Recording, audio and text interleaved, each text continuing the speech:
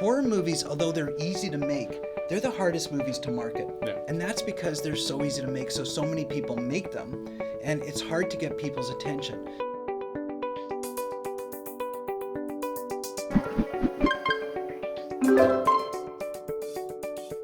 I'm Zachary Colton, and I'm a indie film director. Hi, I'm Jeff Deverett, indie filmmaker, indie film teacher, and consultant.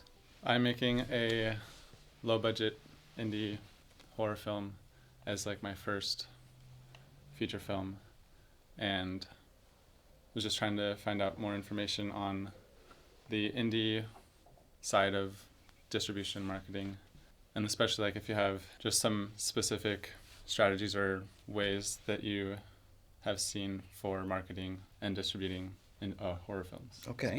What's the budget? For marketing would be $50,000 with a $250,000 total budget. So $200 to make the movie and Yeah. $50 to market it. Yeah. Okay, I like that. First of all, $50 to market it. That's very wise. Can you make it well for $200? I believe so. What's There's the log line? Just tell the audience the log line. So our log line is a soon-to-be-married couple joins their friends for a weekend DIY house remodel when suddenly they discover a mirror that soon reveals itself to have an entity with murderous intent. The entity, it's a monster? It's a guy from the past that will be explained in the story. Is it a scary monster? Do you have enough money to make the monster scary? Yeah, so it's more he only exists within the mirror and can interact with the world through it. So you can't see him in the real world, but when looking in the mirror, he will appear through that. Okay, so it'll look good. Yeah. Okay, first and foremost, in marketing, you have to have a decent movie. Yeah. So that's why I'm asking you. Okay, so you feel you can make a decent movie for $200,000. Yeah. Okay, good. Because if you don't have a good movie, nobody's going to want to watch it, no matter how well you market it. Yeah. Okay, so yes, I did do a couple of videos on marketing low-budget indie horror films, and one of the recommendations I gave in one of my videos was give one of the lead characters or both of the lead characters a bit of a backstory that can hook you into an existing audience. Mm-hmm. So if you see the video that I'm talking about, again, it's random. I just suggested like maybe make the lead character who's a female into a chess player. Why a chess player? Because for two reasons. One is she could use her chess strategy to outsmart the monster, and that's how she survives. And two, but most importantly, the chess crowd doesn't generally get a lot of movies made about chess players. So there's several million chess players in the United States and in the world, and they might be interested in watching a movie about a chess player, even though they're likely not interested in watching a horror movie, especially an low-budget indie horror movie. But if it involves a chess player and you cut the right trailer, that could hook them into the audience.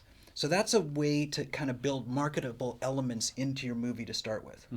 Okay, because horror movies, although they're easy to make, they're the hardest movies to market. Yeah. And that's because they're so easy to make, so many people make them, and it's hard to get people's attention. Do you know what the core audience for a horror movie is? Like, who are the major people who you want to target to watch a horror movie? Probably like 18 to 30-year-old guys and the people they would bring with them. Correct. So you're right. It's 18 to 35-year-old males primarily. That's the core target audience for horror films. Now think of all the advertising out there for 18 to 35-year-old males in addition to movies. Okay, pickup trucks, beer, all the partying stuff, all the hair grooming stuff. I mean, advertisers want that audience. They want 18 to 35-year-old males. They have a lot of disposable income and they're willing to spend it. Mm-hmm. So you're competing with every single product and every other great movie that's made for that audience. And that's why I'm saying you need to build some niches into your movie that can connect you. It's too hard to get an 18 to 35-year-old male to pay attention to a low-budget indie horror film unless you get lucky and you go viral. Mm-hmm. So give yourself some edge. Build something in that makes it connect more to a core niche target audience so you can go and market to them. Hopefully you can be successful there. They will be your ambassadors. By word of mouth, they'll tell other people and it'll grow. I always say, don't try to win the war in one battle. All right? Win little battles. Or to use a baseball analogy, just get on base. Mm-hmm. Okay, getting a single is really good in the indie film world because it allows you to stay in the game. If you don't build a niche thing in, you're going to strike out. You build a niche thing in, you get on base. Now, you might get lucky and hit a home run, and that's what you want. Yeah. But don't expect that to happen. Expect to get on base, then get on another base, then get on and win the game that way. Okay? So that involves building little niche elements into your movie that connects you to the audience, like chess players and other things that are not generic to that crowd, but specific to certain crowds. That's the secret. So would you, for indie films in general and for a horror film, would you recommend going through like the film festival route, or would it be better to just go straight into a distributor? So the film festivals, first of all, there are specific film festivals for horror films. So if you're going to do that, do the horror film festivals. Yeah. All right? Absolutely. Now, the festival route is for filmmakers like you to celebrate your movie with other filmmakers and other like-minded people who enjoy horror films. It's not really for selling your movie. All right? There are very few distributors go to watch low-budget indie horror films. Once, you might get lucky, but you could also win a lottery and get lucky. All right, if you're going to do the film festival route, it's because you want to share it with other filmmakers, do a Q&A, chit-chat. It's what I call the party of filmmaking and the celebration. But it's not going to get you very far with distributors. There's plenty of distributors that you could go to a market for and hit them directly. I'm not saying you shouldn't do the film festival route, but don't do it with the intention of finding a distributor. Do it with the intention of sharing your film. Okay.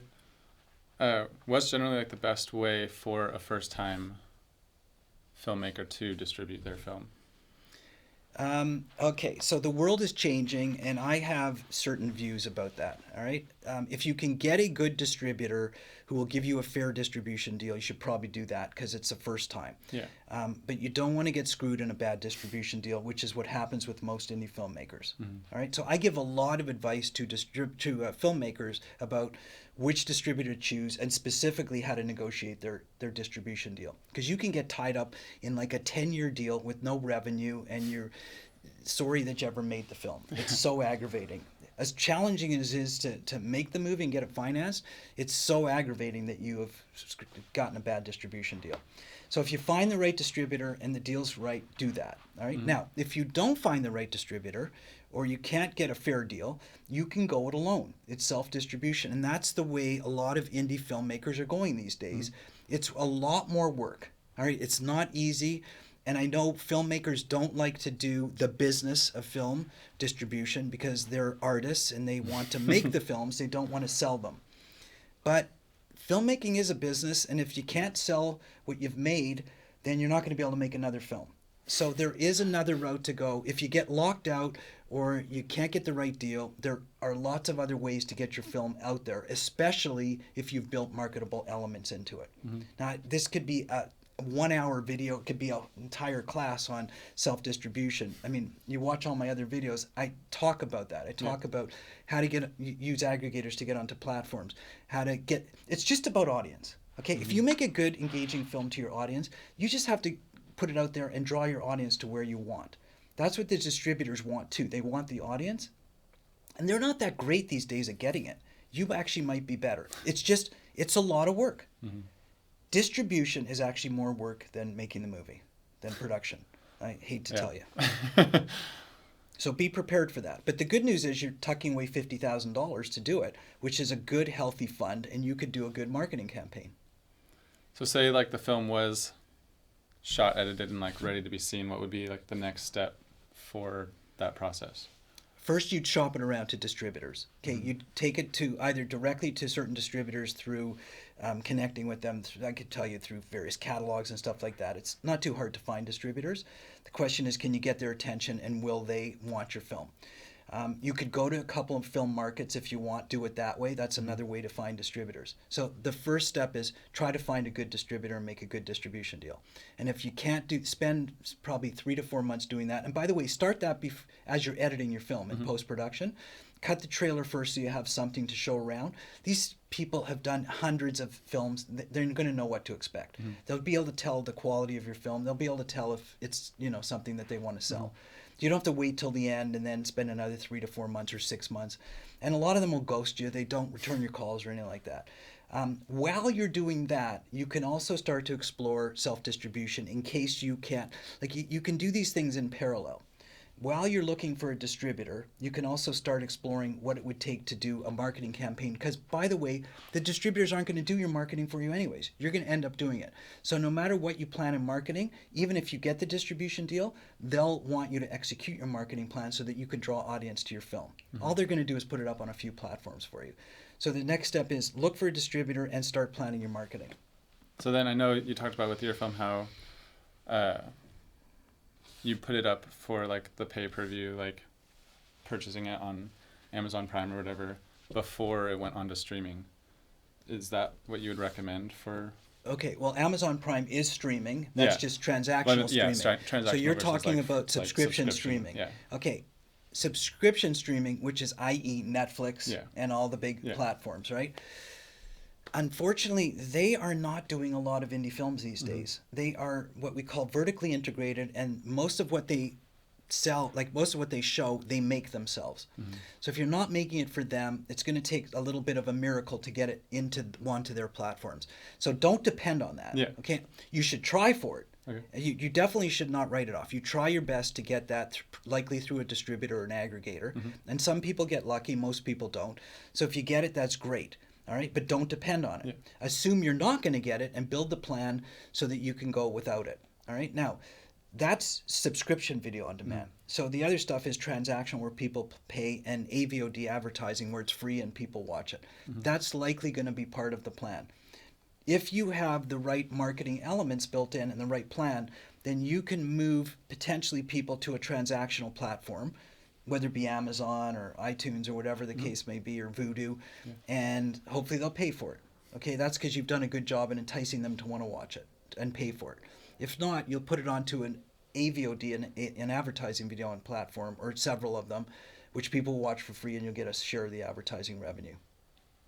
Is doing like a limited theatrical release something that would be like plausible for a first-time film? Likely not. I hate to say it. It's fun. It's the ultimate dream of all filmmakers to have a theater. It's just you're asking people to spend their time and money to come to a theater to watch your film. If your film's exceptional and you are that one filmmaker in 10,000 that's just broken through and made that great, culty, fantastic film, then but usually not. It's very expensive to do it, and it usually is not financially feasible. Although that's the dream of filmmaking, so you might want to give it a shot. Just make sure you spend only so much, and you know that it's a highly, highly unlikely financially successful venture. And then is there like a amount of time before you plan on releasing the film that you would start like your marketing campaign? You want to... For a low-budget indie horror film, make your film first. All right, spend your time making your film, making it really good, and then while you're shooting it anyways, okay? You don't have to do a lot of advertising or publicity ahead of time. It's not like a big feature where you have to... Nobody like cares. Nobody cares, honestly, and they're just going to forget about it. You really want to hit hard when you're ready to go. All right, so if you're going to do some type of marketing campaign, or say social media or influencers or something like that, then the minute they're talking about it, the film's got to be available. So I would say, for a big budget film, it's a little different. You can plant seeds, right? But for low budget, the minute they hear about it, people want to see it. It's immediate gratification, or they forget about it, because you don't have the time and to go 6 months to a year of advertising. So you're gonna have to contain it and just do it, boom, at one time. Is there a way to like lock in a sales agent, or like is that even something that you would need? You don't need it yet. You don't need it yet. They're all gonna say to you, make your film first, show it to us, and if we like it, we'll help you. All right. So just focus on making a darn good film. Okay, and then if you make a good film, then you'll get the right agent. And if you don't, it doesn't mean you still can't do it. You'll just have to take a different route. So don't worry about that right now. The key thing is making a film that's marketable. You have to think about the market.